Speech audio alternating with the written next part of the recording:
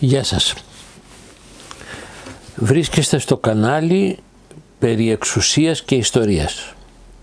Σε αυτό το κανάλι είχα και έχω σκοπό να μιλάω για ζητήματα θεωρητικά, τουλάχιστον για ένα αρκετά μεγάλο διάστημα.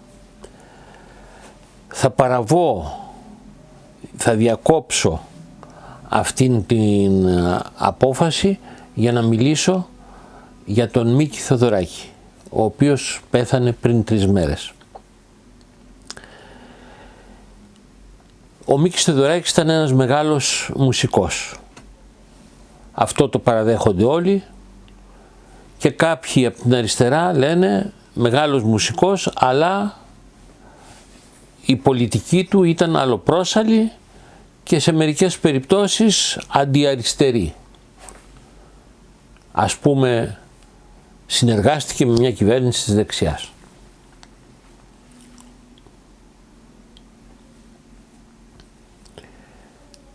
Από την άλλη μεριά βλέπουμε την κυβέρνηση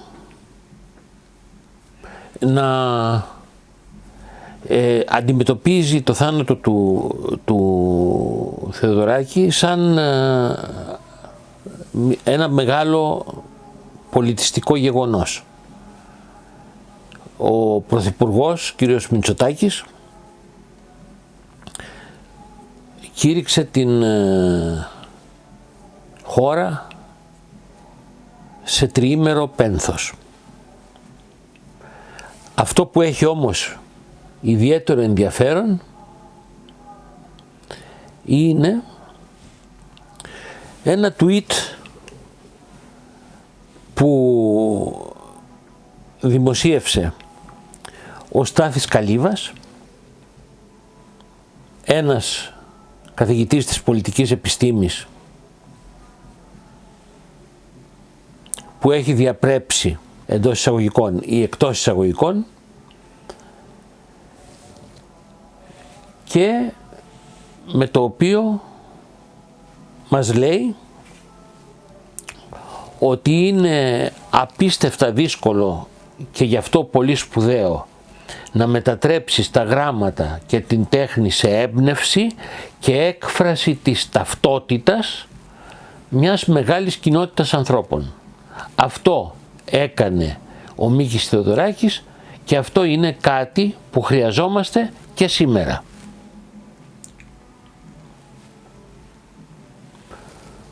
Ο Στάθης Καλίβας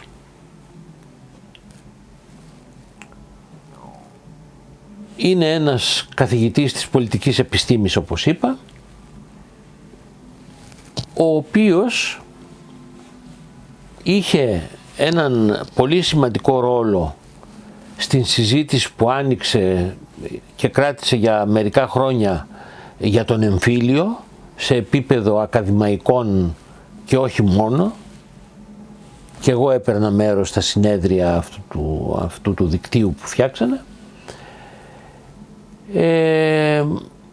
και τα τελευταία χρόνια εμφανίζεται περίπου σαν πνευματικός εμπνευστής, να το πω, σαν μέντορας της δεξιάς, με θέσεις σε διάφορα ιδρύματα επίσημα και με διακηρύξεις για τα σημαντικά γεγονότα της ελληνικής πολιτικής, επίσης επίσημα εκ μέρους του.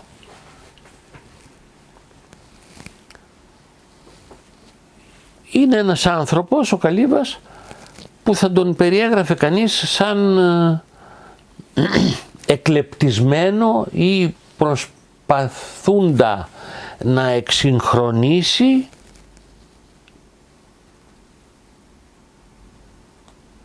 τον αντικομμουνισμό, την αντεπανάσταση, τις αντεπαναστατικές ιδέες και πολιτικές.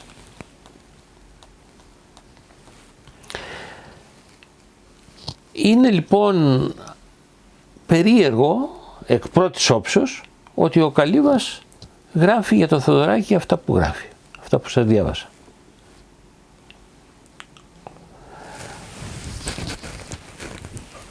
Ωστόσο δεν είναι περίεργο κατά τη γνώμη μου.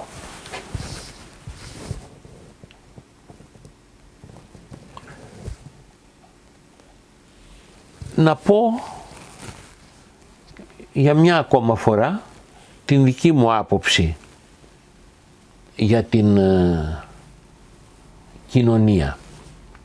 Έχω πει ότι στο πρώτο βίντεο που έκανα ότι θεωρώ ότι οι κοινωνίες και οι δικοί μας και όλου του κόσμου συγκροτούνται πρωταρχικά με βάση δύο τάσεις που έχει η κοινωνία, την συντηρητική και την επαναστατική. Αυτές είναι δύο τάσεις που βρίσκονται σε διαλεκτική σχέση μεταξύ τους, σε σχέση ενότητας και αντίθεσης.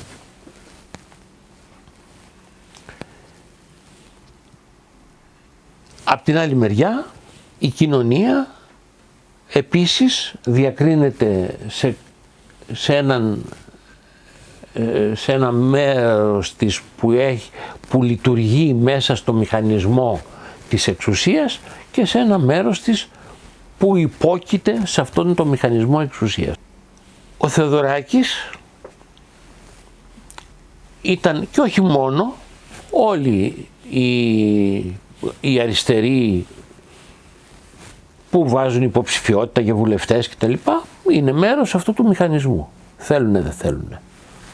Συνηθίζουν να λένε το σάπιο σύστημα βγάζοντας τον εαυτό τους απ' έξω, αλλά αυτό είναι λάθος, γιατί μέσα στο ίδιο σύστημα είναι και οι ίδιοι.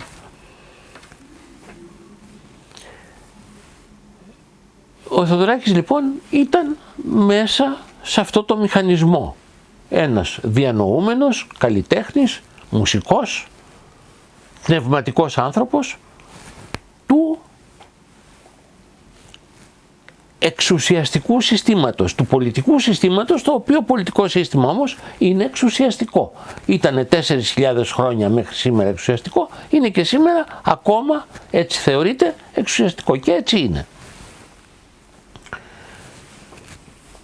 Την ενότητα λοιπόν της συντηρητικής μερίδας της κοινωνίας και αυτών των ανθρώπων που εκφράζουν την επαναστατική τάση της κοινωνίας, την ενότητα μεταξύ τους, την θέλουνε και οι άνθρωποι της εξουσίας και οι άνθρωποι που είναι αντίθετοι σε αυτή την εξουσία.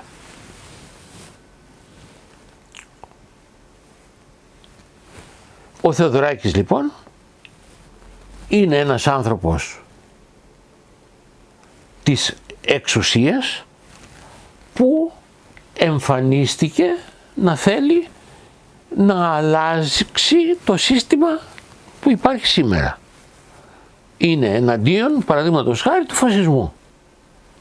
Συνεργάστηκε με τη Νέα Δημοκρατία, αλλά λέει εγώ ήμουν ένας συνεργαζόμενος αριστερός. Μου ζητήσανε να συνεργαστώ και συνεργάστηκα. Να κάνω αυτά που πιστεύω.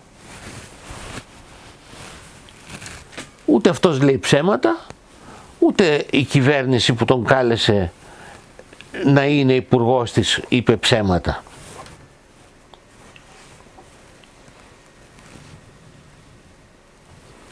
Επομένως μέχρι εκεί τα πράγματα είναι εύκολο να τα εξηγήσει κανείς. Το πρόβλημα είναι ότι οι άνθρωποι της κοινωνίας και οι συντηρητικοί και οι επαναστατικοί παραβλέπουν τις ταλαντεύσεις του, παραβλέπουν το γεγονός ότι πηγαίνει πότε με μια κυβέρνηση, πότε με το ΚΚΕ, πότε με την ΕΔΑ, πότε με το ΚΚΕ εσωτερικού κτλ. Αλλά τον αγαπάνε έτσι κι αλλιώς. Εδώ αυτό είναι το πρόβλημα και αυτό είναι το πολιτικό πρόβλημα που αποτελεί και η και η υπόσταση αυτού του ανθρώπου, του Θεοδωράκη. Και αυτός είναι και ο λόγος, εγώ δεν θέλω ούτε να τον κατηγορήσω, ούτε να τον υπερασπιστώ. Προφανώς είμαι αντίθετος με την πολιτική του Θεοδωράκη. Προφανώς ήμουνα πάντα. Είτε ήταν με τη Νέα Δημοκρατία, είτε ήταν με την ΕΔΑ, είτε με το ΚΚΕ. Δεν θυμίζω ότι εγώ είπα ότι στο πρώτο βίντεο που έκανα έφυγα από την ΕΔΑ όταν η ΕΔΑ έγινε, η νεολαία της ΕΔΑ στην οποία ήμουνα και εγώ έγινε νεολαία Λαμπράκη. Μια κατάσταση, μια νεολαία η οποία ήταν ό,τι αντιαριστερό μπορούσε να εφευρεθεί εκείνη την εποχή.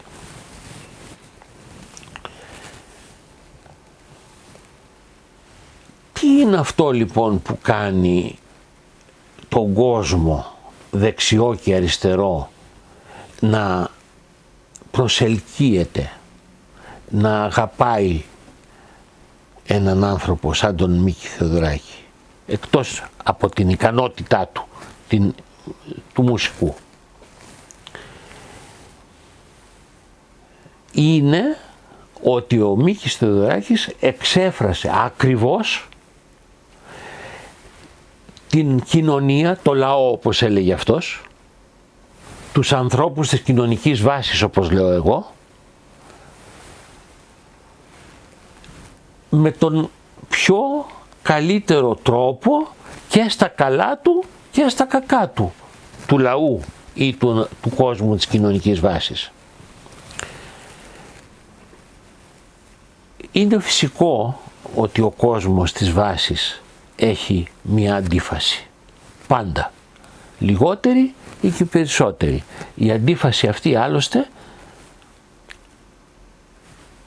είναι και που δημιουργεί την αντίθεση μεταξύ, την διαλεκτική σχέση μεταξύ αυτών των δύο τάσεων της κοινωνίας για τις οποίες μίλησα. Την εξέφρασε λοιπόν ο Θεοδωράκης τον καλύτερο τρόπο και κυρίως από την άποψη της ενότητας αλλά και από την άποψη της αντίθεσης που βεβαίως αυτό τον καιρό έχει καταντήσει αντίφαση. Και αυτό είναι ένα πρόβλημα.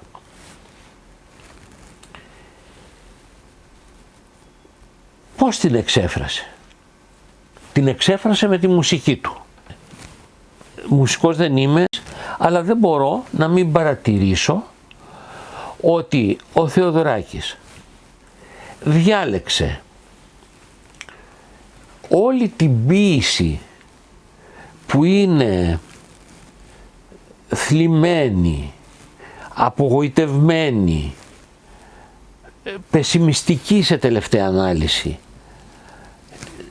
της ελληνικής ποιητικής παραγωγής για να μελοποιήσει,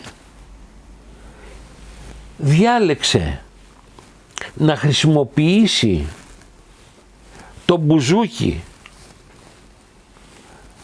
σαν όργανο βασικό σε αυτή τη μουσική, αλλά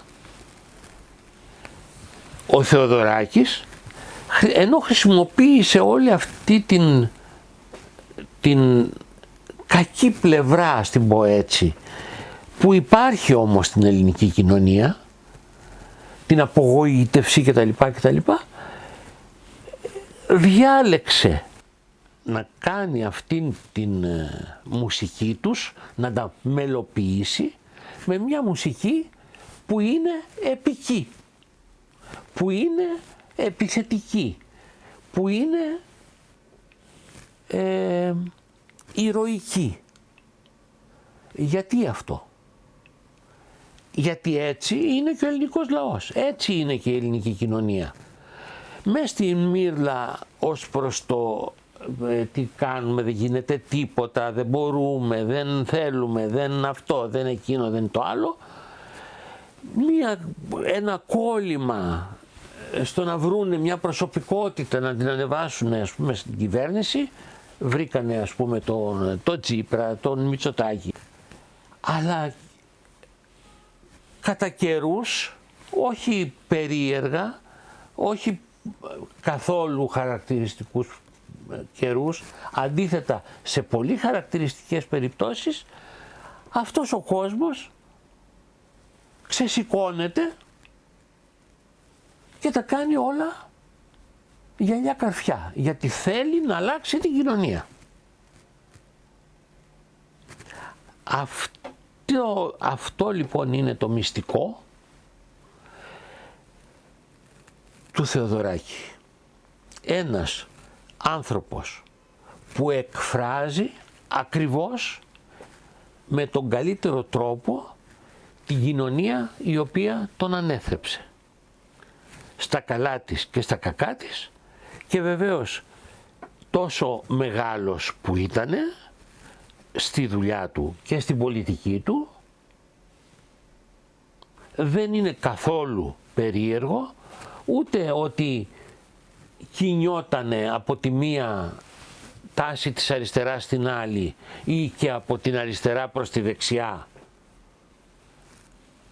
Άλλωστε με τόση άνεση, γιατί ούτε λίγο ούτε πολύ περίπου δεν θα πρέπει να βλέπουμε την προδοσία, ας πούμε, που κάνει, αλλά το γεγονός ότι από εκεί που φεύγει είναι μια κατάσταση που καλά κάνει και φεύγει. Το που πηγαίνει είναι άλλη ιστορία. Μπορεί να εξηγείται με τις προσωπικές του επιθυμίες, με τις ιδιαιτερότητές του κτλ. Αλλά εδώ το πρόβλημα δεν είναι να κατηγορήσουμε τον άνθρωπο, αλλά να εκτιμήσουμε τις πράξεις του. Να τις εκτιμήσουμε σαν απόρρια αυτής της αναγκαιότητας που υπάρχει στην ιστορία, που δημιουργεί ανθρώπους ασήμαντους και ανθρώπους σημαντικούς όμως. Και κακούς σημαντικούς και καλούς σημαντικούς. Ο Θεοδωράκης δεν ξέρω αν είναι καλός ή κακός, δεν με νοιάζει. Είναι ένας άνθρωπος που με ένα μαγικό τρόπο εκφράζει ακριβώς την ελληνική, εξέφρασε και την εκφράζει ακόμα και θα την εκφράζει την ελληνική κοινωνία. Και πράγματι, σωστά λέει ο κύριος Στάθης Καλύβας, είναι κάτι που το χρειαζόμαστε. Βεβαίως, από την άλλη μεριά θα πρέπει να πούμε στον κύριο Καλύβα ότι ναι, τον χρειαζόσαστε βεβαίως, αλλά το εξουσιαστικό σύστημα σήμερα είναι για πέταμα.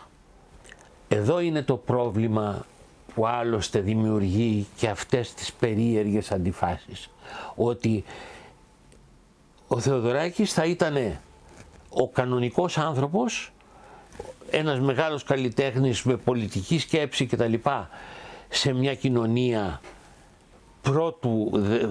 του Δευτέρου Παγκοσμίου Πολέμου, αλλά σε αυτή την κοινωνία της κρίσης φαίνεται παράδοξο το τι ακριβώς ήτανε και πώς ακριβώς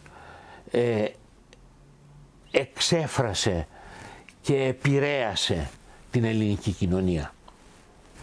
Δεν ξέρω αν έγινα κατανοητός, πιθανόν όχι, πιθανόν για μερικούς ναι, αλλά νομίζω ότι έπρεπε να τα πω αυτά, και μετά από αυτό τα επόμενα που θα κάνω βίντεο θα είναι πάλι για θέματα που έχουν σχέση με τη θεωρία κτλ.